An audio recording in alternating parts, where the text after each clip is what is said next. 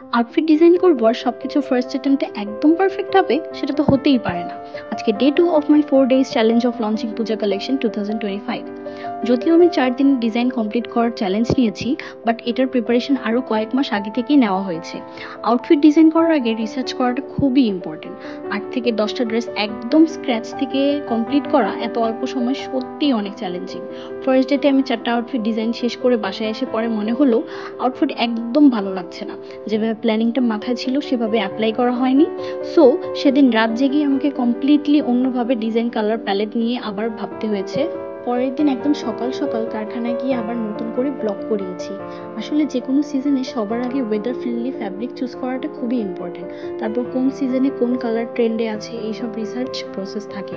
এই সিজনে আমার জন্য মোস্ট চ্যালেঞ্জিং ছিল আমাদের থ্রি পিসগুলোর সাথে কালারফুল ওড়না ম্যাচ করা। অ্যাজ আমাদের always signature item off white ওড়না থাকে, বাট এই পূজাতে অনেকগুলো কালার্ড ওড়না সহ কালেকশন আসবে। সো আজকে এই পর্যন্তই, দেখা হবে নেক্সট ভিডিওতে।